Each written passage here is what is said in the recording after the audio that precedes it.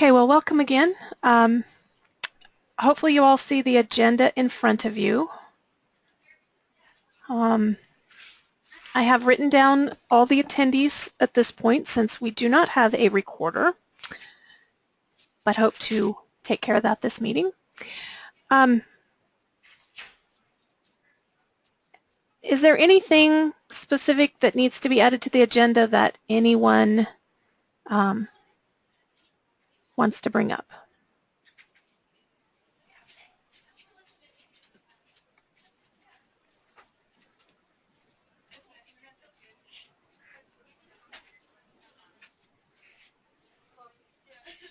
Okay. Oh, so what's the dimensions of the bookcase?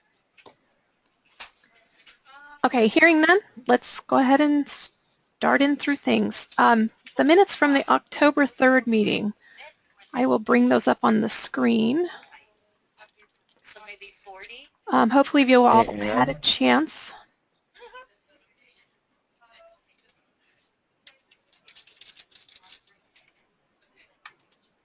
to look at this, and I'd entertain if people are willing to accept what was presented or any changes, corrections.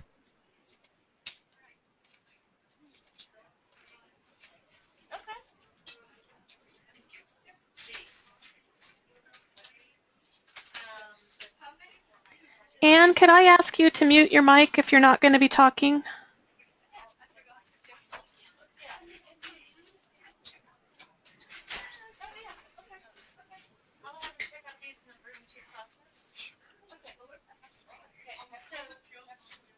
Dia, I will mute her mic. I just did. Okay. I was waiting to see if she would do it on her own, but okay. Minutes. This is Lori, and I make a motion we accept them. Other than attending, I didn't see any mistakes. I'm not sure if we missed anyone in attendance, but nobody is speaking up. I make a motion we approve the minutes as written.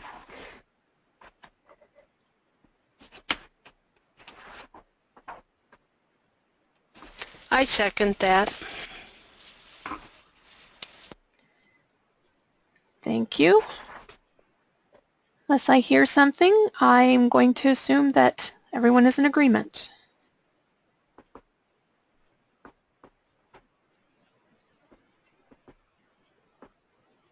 Okay, not hearing anything. We'll move on to the next item on the agenda. The minutes have been accepted. Recorder. We do not have a recorder now. Well, that's not true. I would rather not continue to be the recorder and be the chair too. So if there's anybody who would be willing to do that.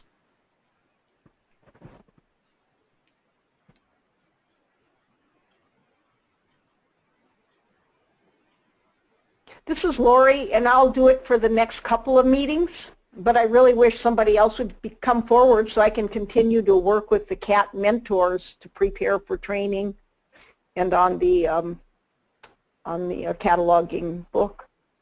But I'll do it.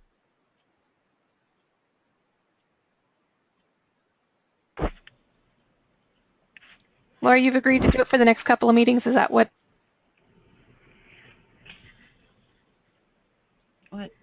What?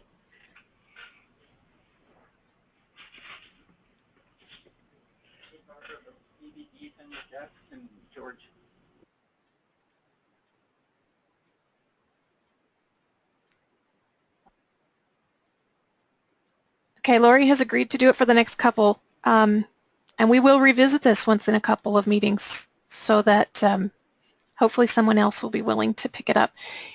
If we need to, we can rotate this around. However,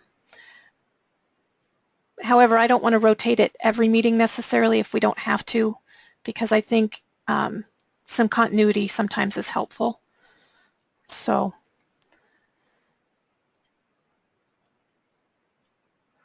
okay, Z39.50 server targets.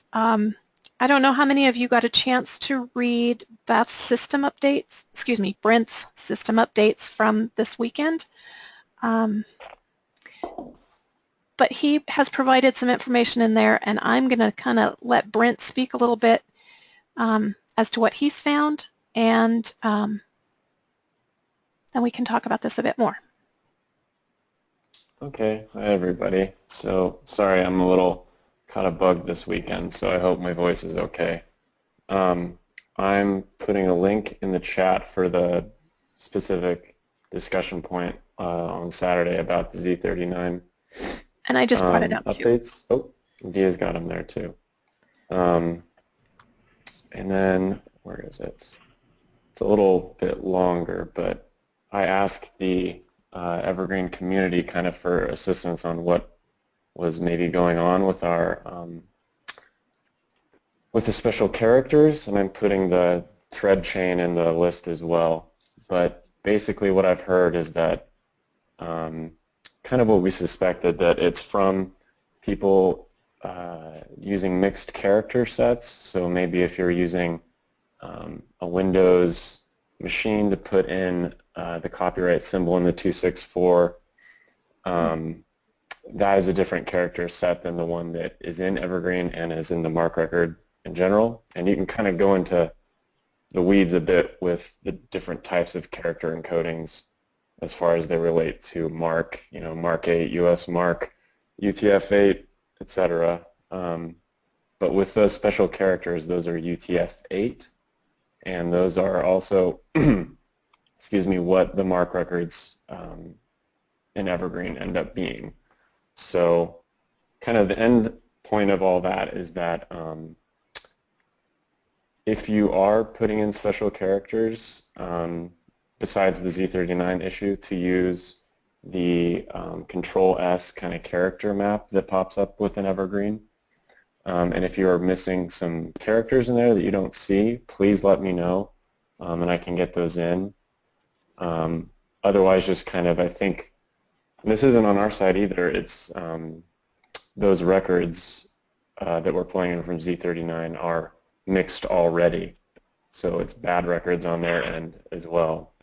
And that's kind of the hint I got from everybody in the mailing list was either be very aware of these records when you bring them in and correct them on your own, or just don't use those specific targets. So I was kind of asking what the committee thinks might be a best course of action moving forward. I initially wanted to just take those servers down, but I heard from some catalogers that those were some pretty valuable targets. But I also want to make sure that we're not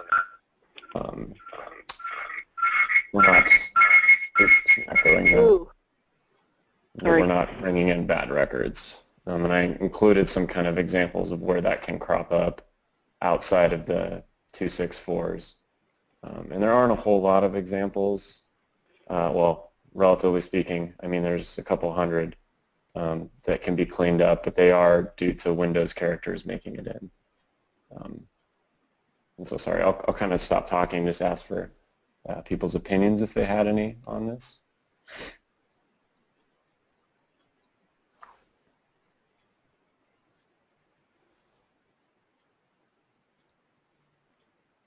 If kind of you think removing those servers is an option, or if there's a way to kind of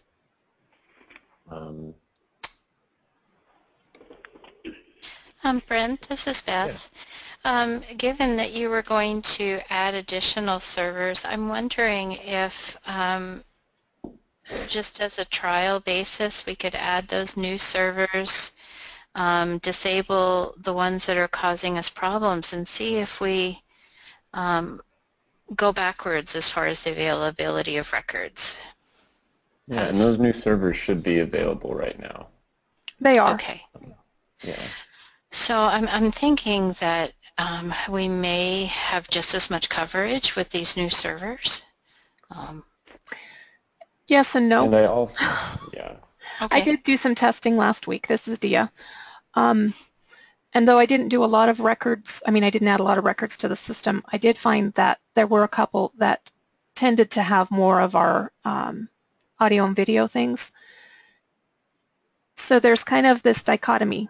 We either have more availability and some potentially more difficult things to clean up,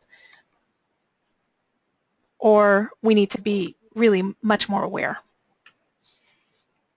of the things we are bringing in and cleaning up if we And keep. there was, yeah, I agree. And there was also kind of an option I discussed briefly with DIA, but we have the ability to restrict access to certain Z39 sources with a permission. So, I mean, I don't know if that's, you know, if you want to, there's some sort of making sure that you're at that level to check the records coming in, because it would have to be in all the fields. You wouldn't have to look at just the 264. A big problem can be those smart quotes that Windows does. You know, the ones that they're quotation marks, but they're curved a little bit, and they're special for Windows.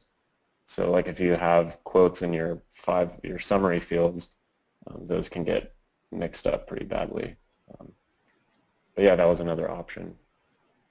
I don't know if that's too draconian with setting down all these laws, but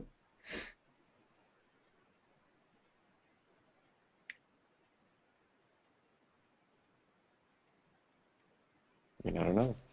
Yeah, I'm wondering what the percentage of records coming in for these sites, what we're looking at is as far as a risk factor. And I can see in the logs these records coming in more or less every day. They're not a lot always, and sometimes they get fixed and sometimes they don't.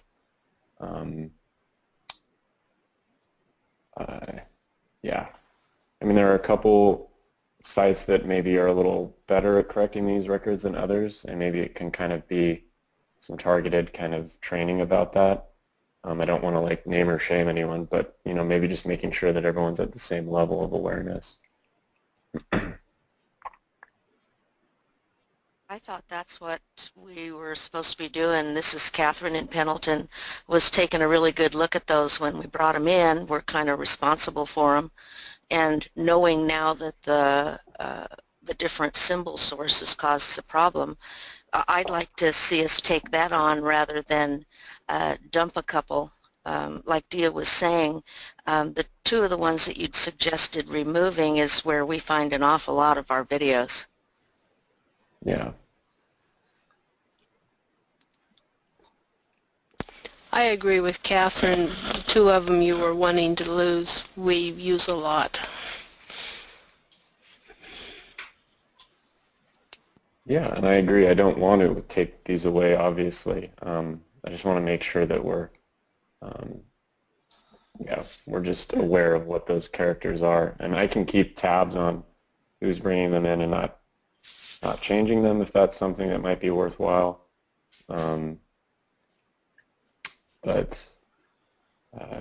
Yeah. This is Lori. This is Lori, and it's always better to train as we go if possible.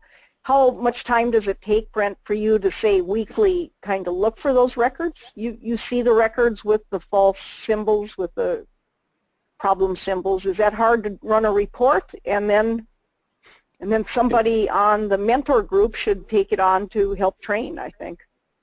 Yeah, I could probably I usually just look in the system logs rather than a report, but I could probably figure out a way to make a report for those characters. Yeah, whichever one would be easiest for you to watch for a while. And what I was hoping is that if we did this for a month or maybe 6 weeks and we reach out to the catalogers as they bring in the bad records, then maybe we could work on this as a group, as a training. But it would take one of the mentors to help to tackle this and then to take it on and then to be able to communicate to the rest of the group how to correct, I think. Okay. So let's bring this back to the mentor group that way, and let's see if we can't train anyone that has the permissions to bring in records. It would be better if they knew what they were looking for. Okay. I think. Anyone else have a feeling about this? I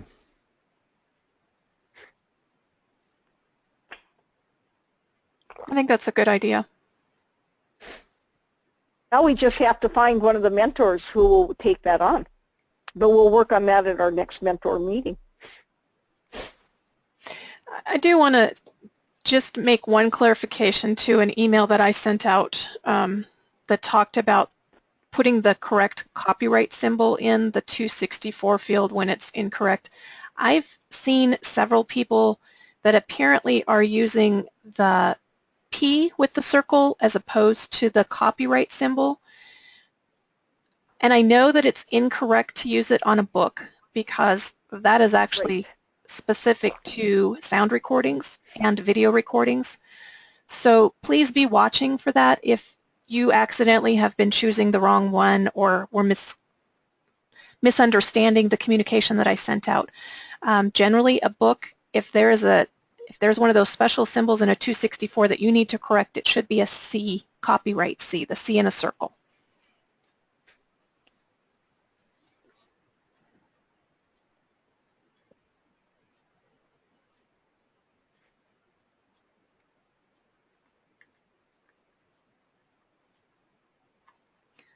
Okay, moving back to the agenda. Duplicate records, duplicate bib records. It was asked that we put this back on the agenda by one of the mentors. Just to clarify, what do you need to do when you find a duplicate bib record, potential duplicate bib record, and or how to prevent them? So this is just kind of a reminder update. When you find potential duplicate records, please send them to your mentor for cleanup. And how to prevent them? Partly it's we need to make sure we're checking Sage before we import a record. And if you're importing through the Z39.50, make sure that you do not have the local catalog or the local, I think it's called local catalog, the very top one. Please do not have it checked because what that's doing is it's also searching Sage. And if it's already in Sage and you find it there, then it's creating a duplicate.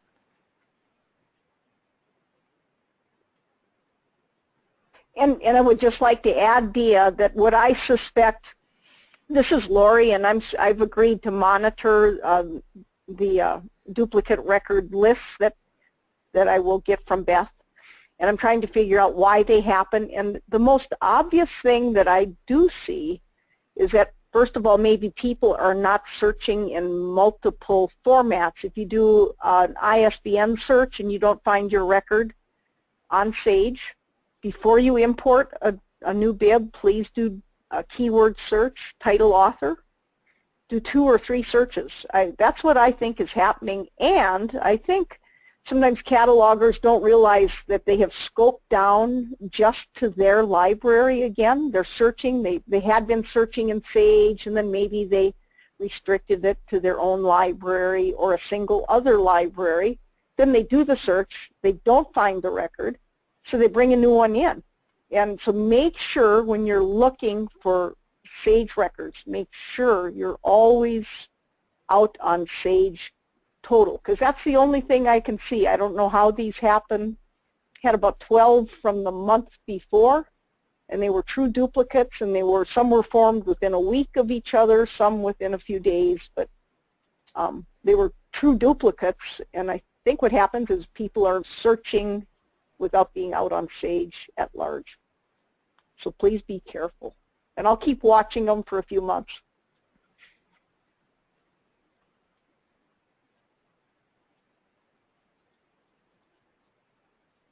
Thanks, Lori. Abby, and I'm not sure where Abby's from, but Abby says on the chat that she's been seeing more duplicate records of late, not less. Abby, are they older records? Where are you? Yeah, I'm not sure where Abby's from either, but Abby, are they older records or more recent records? Sherman County, thank you.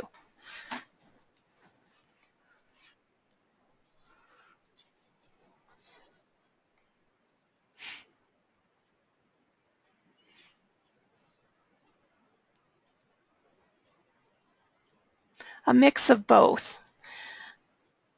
Abby, could you be sure when you find those, could you send them to one of the mentors maybe Lori at the moment, so that she can make sure that she's tracking these along with the others, please.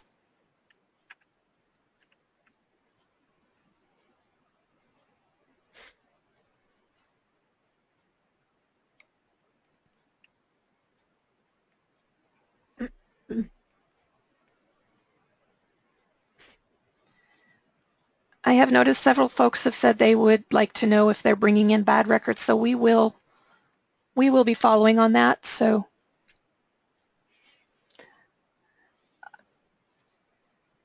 cover images.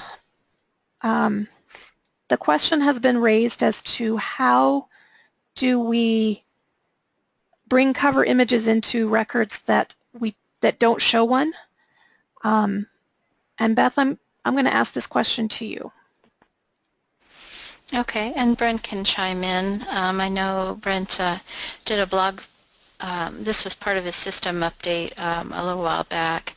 But basically, the cover images, we have a subscription with a vendor, and it does a lookup based upon ISBN and the 020 or the 024, the UPC. Now sometimes if you have an 024 in the record and it's missing the first indicator 1, it's not going to be able to pull in an image because it doesn't recognize that the 024 is a UPC. So that's something to check if you're not getting an image. Anything to add to that, Brent?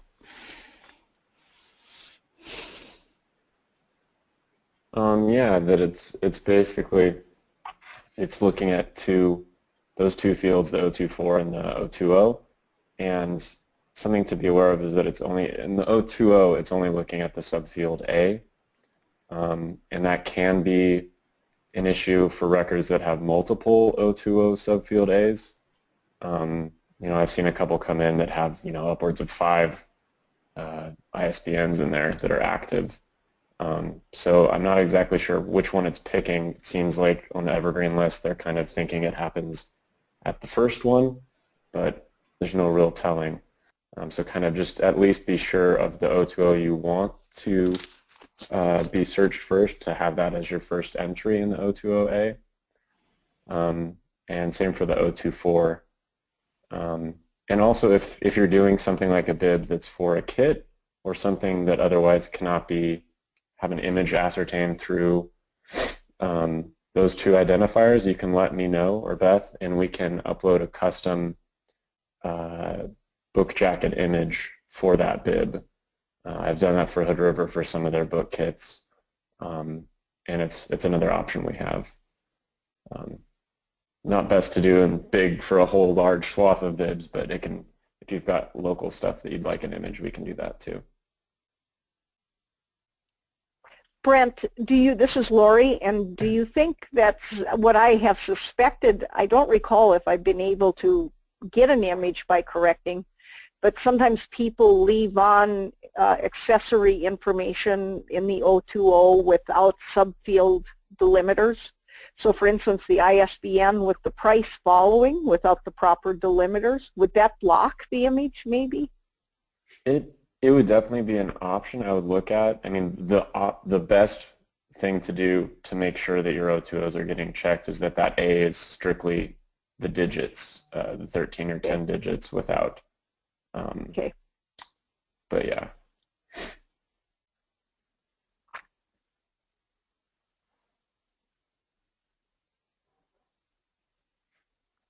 And I think catalogers all probably know to add in the 020 their subfields delimiters with like subfield Q for the format type. Make sure you can check those on the links through cataloging aids. But if you don't subfield your extra information in the 020, you should probably eliminate them just to make sure you get the image. It's preferable to delimit. Oh, and another thing, kind of just to chime in with those 024s, make sure that they have the first indicator of a 1 so that the service does know it's a UPC code.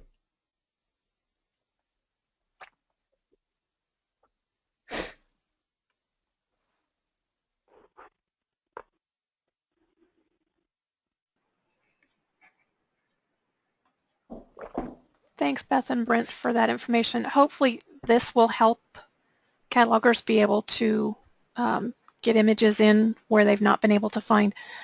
Obviously, there are going to be a few items that, there are no records available anywhere, and that may also create the fact that there's not a whole lot of image availability anywhere for some of these covers. I'm thinking, the independent publishers kind of thing, or some of the print-on-demand kinds of things.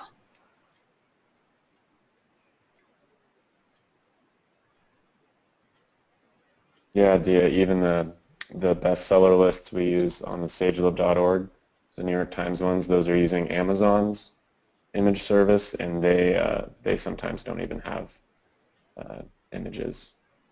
So it's kind of endemic to all. So potentially there are multiple reasons why we might not get cover images. Okay.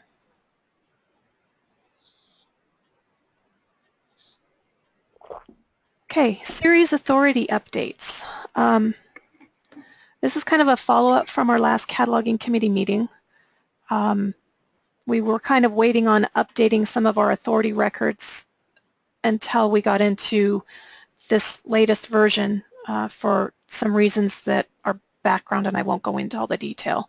But it had to do with Evergreen and how it was handled. So Beth was going to work on trying to get the series authorities updated, and so Beth, can you update us on where that's at this point? I can. It is still in progress. The series authorities are a part of the name authority file that I get from LTI, and there's 36,000 name authorities that I need to load into the system or update. And because we have some duplicates in our authorities, I'm cleaning those up at the same time. So it's not complete yet, but hopefully I'll be able to send out an email this week letting folks know that I've added the latest authority records to the system. And once all those authorities are added, I'm going to be going back through and overlaying the bibs, the corrections to bibs as well. So a little bit of a lengthy process, but good progress is being made. Okay, thank you. So we'll just listen for updates on this one as they come out from you. Sounds good.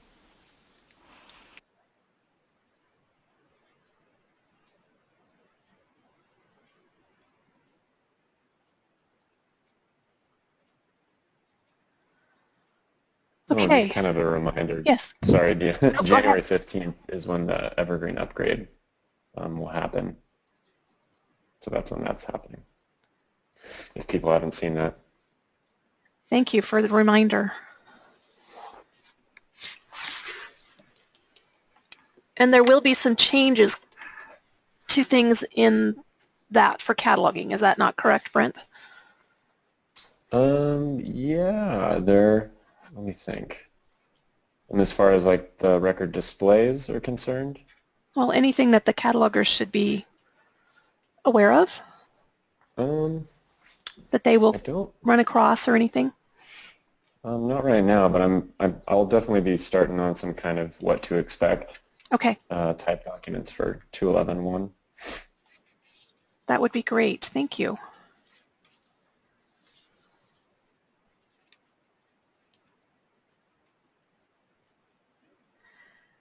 Okay. The mentors, the cataloging mentors, have started meeting, and they are meeting monthly. And the sense of why we're doing this is to try to basically deal with some of the heavier issues we don't want to have to bog everybody down with, and or y'all feel like, okay, I'm listening in on another meeting that I don't really know what's going on, or I can't really help with, or so if there are things that you feel really need to be dealt with, would you please either let myself or one of the other mentors know so that we can add those things to our meeting agendas. I just wanted kind of to cover some of the things that we are working on currently, and then each of the mentors are going to have a chance to be able to kind of give you a little update as well. So the whole Z39.50 server targets actually kind of came out of the first mentor meeting because we were discovering these and feeling like we needed to put out information about fixing, and that's kind of where this all came from. We are looking at the best approach for how to start working on updating the standards manual, specifically looking at the book format at the moment, and we're hoping to have that in place very quickly so that each of the mentors can work on a part of it and we can get that updated soon. We've also started a discussion about some of the Cat 1 level training requirements, and so we're working along that process. We've also talked about some of the duplicates issues, mentoring of new catalogers, some of the series authority issues,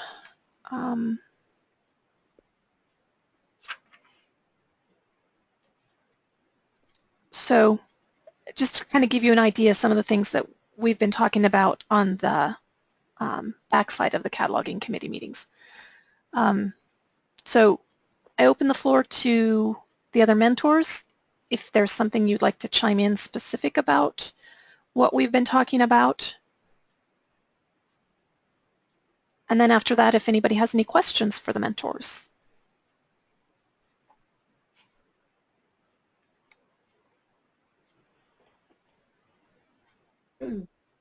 This is Lori, and I'll talk first then. As I mentioned, I'm going to help with Beth sending me lists. I will monitor some of the duplicate records, potential duplicates, and clean those up as I go month by month. She's going to send me all the records month by month, and then I will kind of look at them and see if I can figure out what's going on and why, and clean up. And it does. In the first month I did, there were 20 potential duplicates, and out of those, I think only 12 actually were duplicates. And I haven't looked at this month's yet, the November list, but I'll do that soon. That's one thing I'm doing as a mentor. So any of you can contact me with questions about duplicates or potential duplicates at any time. Be happy to look at them and see if we can work through it together and figure out what's going on.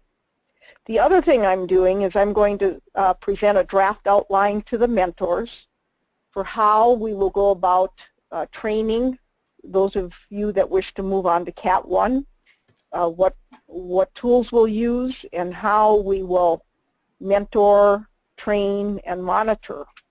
It should come from the central group, we think, but we just began working on that at the last meeting, and we'll keep you informed about that as we go. Not sure how many students any one of the mentors feels like they can work with at a single time, but I hope we can be starting with the advancement to Cat 1 January, or at the very latest February the coming year. And that's my report.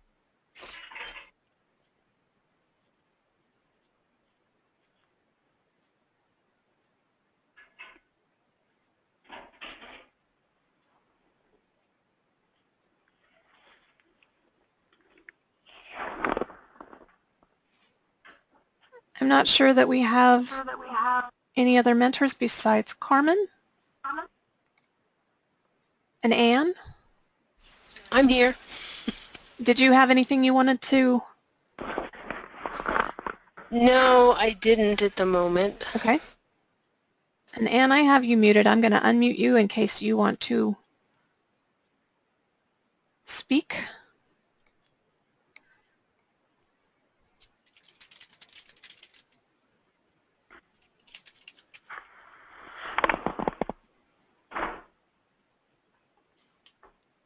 Okay, Beth, did you have anything you wanted to add? No, not at this time. Since I'm working on authority records, I don't think there was anything else. We covered the images.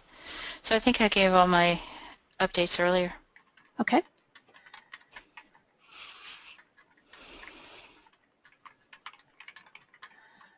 I'm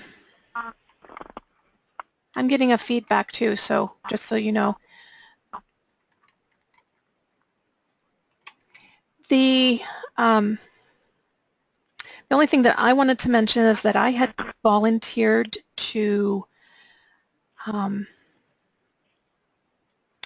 do some series authority work as it comes up and is needed. So after the series authorities are updated in the system, I will start kind of looking more at series, and as the need arises, as folks find there's some serious issues with things that are in the system that we need to look at, that's one of the areas that I'm going to be covering. So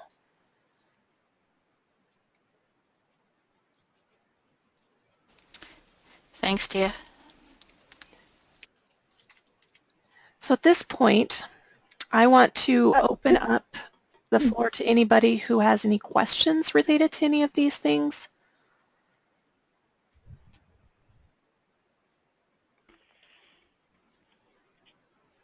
This is Lori, and I think I've caught only part of what we were talking about as far as doing the cataloging manual. And is that Christine and Beth were going to begin working initially with format of the document? And yeah. Yes. Maybe Beth, you can tell me how we're going to proceed with that? I'm a little confused. Well, I don't think it's been formalized completely yet, Lori. But the mentors are going to be breaking down in sections and working on those sections, and then they will be kind of pulled together, is the last I understood.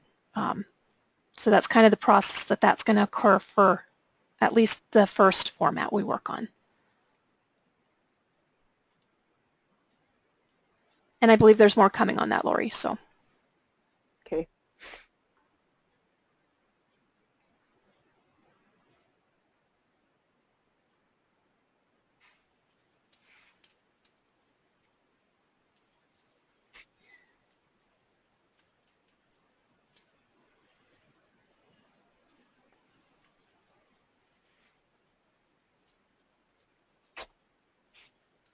In case you're wondering why I'm leaving long pauses in between things, I realize that a lot of folks that are catalogers tend to be introverts, and they do not always process the same way as extroverts do. So space in between things and giving you a chance if you want to speak up is kind of the way I'm going to try to run the meetings so that you feel like you have a voice.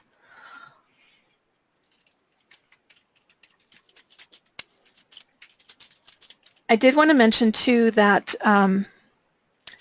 you all probably saw an email from Sarah Samuels at Hood River last week on the cataloging, SAGE cataloging list with a possible addition to the agenda. And I actually emailed her directly back and let her know that the mentors will actually start working with this conversation first to try to make sure that we don't end up putting out something that we decide isn't going to work well, or we need to backpedal or anything like that. So in case you were wondering why that's not on the agenda, and you may have saw that on the list, at this point we are not giving any kind of recommendation to how to deal with this, but it will be coming down the pipe if there's a recommendation.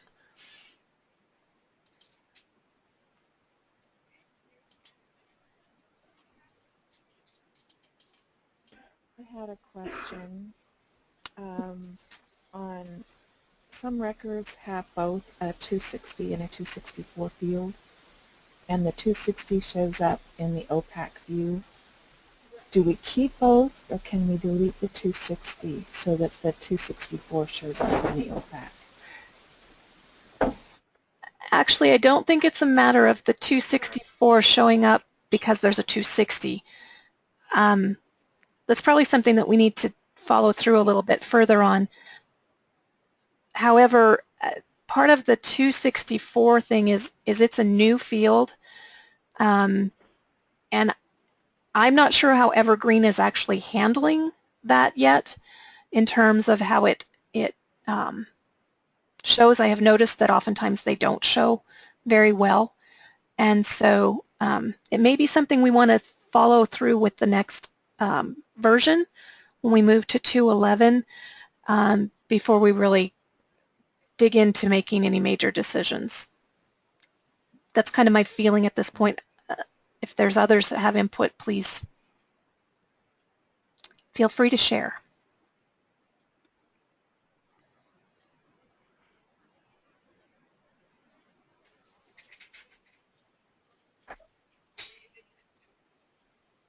Brent or Beth, do you know how Evergreen is handling the 260s and the 264s at this point?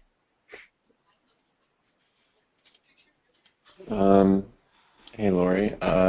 It would depend on the part of Evergreen you're looking at. Even the, within the record or within the results, I think those are two different areas. But I could look into what it's exactly looking at. It does display the 264 if it's in the record. Is that what you were getting at, Lori? Well, I was wondering if it, some records are only partially RDA'd, and so up in the fixed field, it might still claim that its source was MARC. It might not show RDA as the full source. But some records come in partially RDA'd, and some of those will have the 260 and the 264. But it will declare that it is a MARC record up in the fixed fields, and I'm wondering if that affects it. Do you mean an AACR2 record as opposed to a MARC record? Right, I'm sorry. Okay. Yes. I don't think that would affect the display so far. But I don't think so either. Yeah.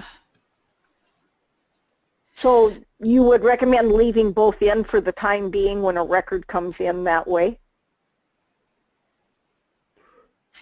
I don't see any reason why we would have to have both, personally.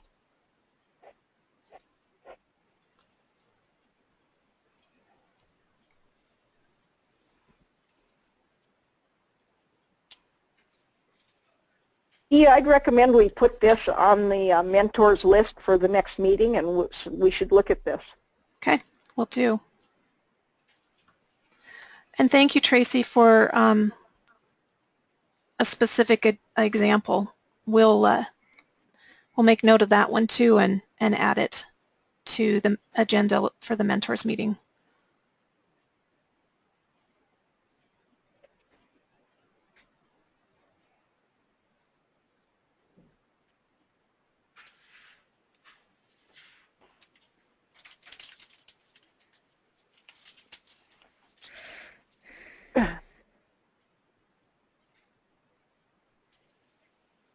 Is there any other?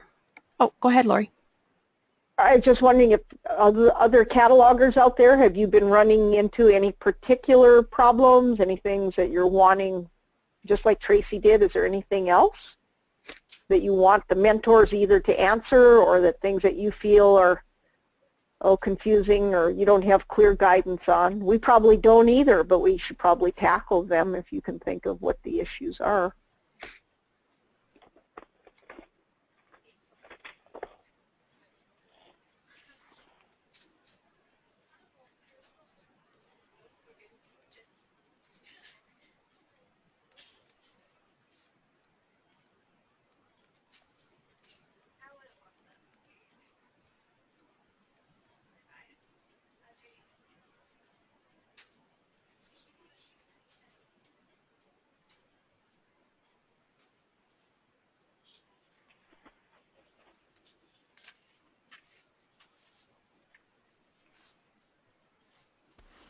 Hey Brent, this is Catherine over here in Pendleton.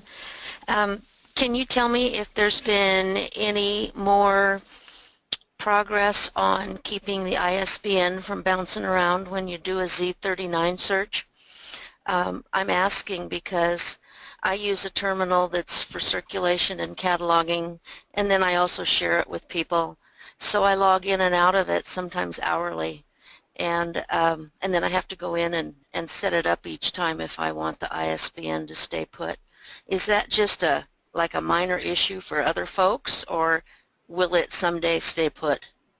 Oh, it's a known bug that I'm tracking. I'm putting a link in into the chat window, so this happens on all Evergreen catalogs right now that have upgraded past 2.91 or somewhere in there. And there are a lot of people looking at it right now, and they're kind of waiting on another update to update this part of it as far as like the logic behind the ordering, but I am watching it, and any time that any code's pushed up, I will put it in and let the listserv know as well. I wondered if it was something that would just automatically get corrected with when you update in January. Oh, I wish. That would be great, but it's still outstanding right now. Oh, okay.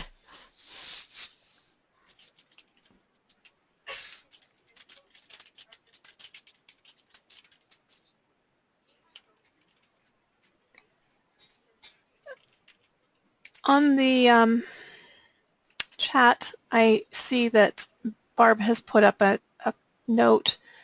I have a list of changes I've been making to records bringing into SAGE. Should I send this list to the mentors?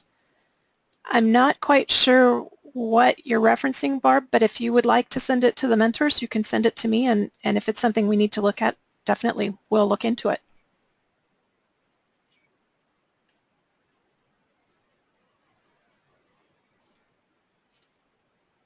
Does that address what you were specifically asking?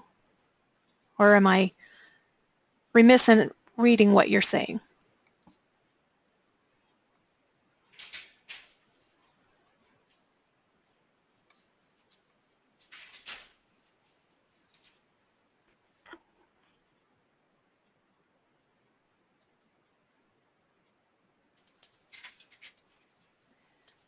One of the other things that just as an update from the mentors, one of the other things that we have kind of talked about a little bit is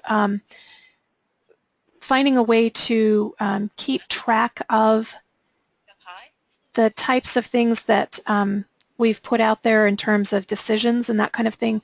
So I'm hoping that one of the things that we'll be able to do in the next few months is get a place up on the website where we can kind of organize some of those decisions so there's an easy place for people to go back and reference. Be it something real minor or something, you know, more major. But that is one of the things that we're kind of looking at as well.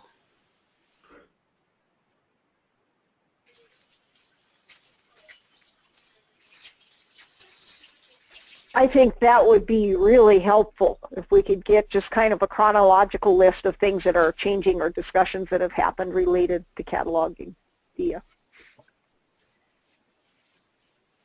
Well, and the format is something we kind of need to, you know, talk about within the mentors, but that is something that is on my been on my mind as we've been discussing a number of things so that is something that hopefully we can have up and running in the next few months as well, and go back a ways in some of the documentation from the cataloging committee, etc., and get those things posted so that they're easy for people to find. Agreed.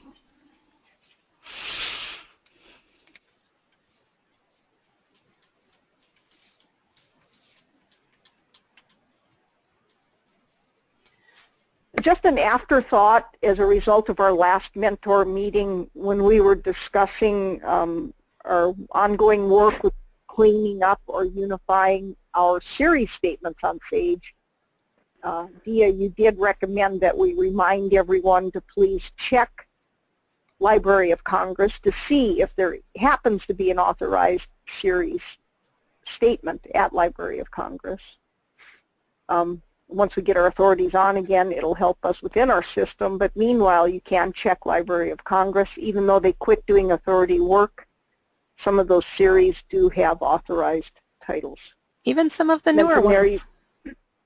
Yeah, that's what you said. I haven't seen many of those, but there must be some. I am dumbfounded sometimes when they say they're not doing them anymore, and I find for some of the newer ones I'm shocked. But just as a reminder, there are some there, so it would help our patrons if we can be consistent. And if we start with the authority, then hopefully it'll be as consistent as we can make them. Yeah, so then what I understand is our perceived hierarchy for series statements is do check Library of Congress to confirm your series statements, then check SAGE for existing series statements within that series. Start with SAGE. I would start with SAGE. Well, we may be using the wrong one if they have since been cleaned up through Library of Congress. Well, but because we do So start monthly at SAGE authority, and then because we do monthly authority work or quarterly authority work, I'm not sure, remember which it is, Beth, they should be being cleaned up. What we've been behind in is getting our authorities loaded into the system because the system wasn't able to handle some of that.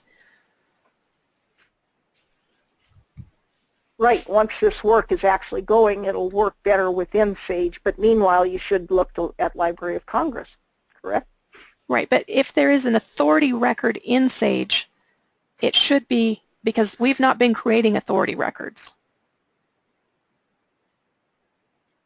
As far as I know, there's only been one authority record that's been created in the last 4 years, maybe, other than those that are coming from authorized sources when we do this authority work. So anyway, if you check SAGE to begin with and there is no authority record, then be sure to go to Library of Congress and check. If you don't find one there, then you can go to to Fantastic Fiction, and at this point we're saying that's kind of the first place to look.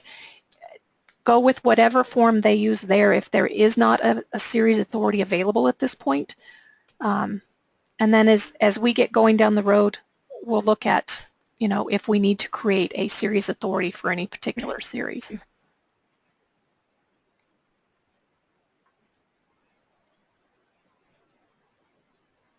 Does that kind of address what you were Specifically? Yes. Yes.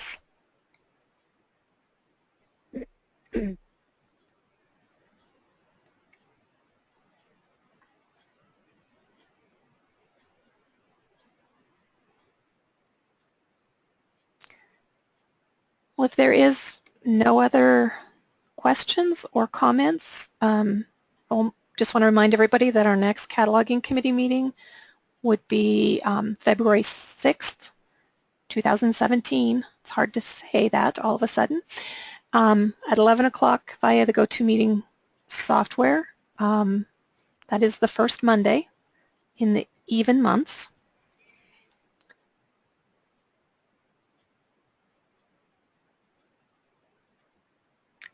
Just so everyone knows, Dia, what is the date for the next mentor meeting in case they have issues they want to bring up outside of Sarah's?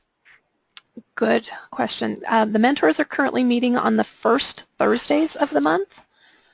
So if you have something, feel free to send it to myself or one of the other mentors.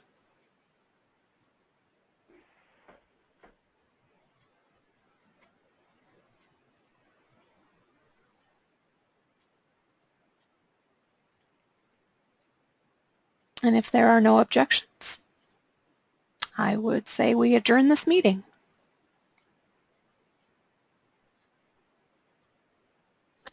Thank you. Thanks, Thanks, Larry. Dia. Thanks, Dia.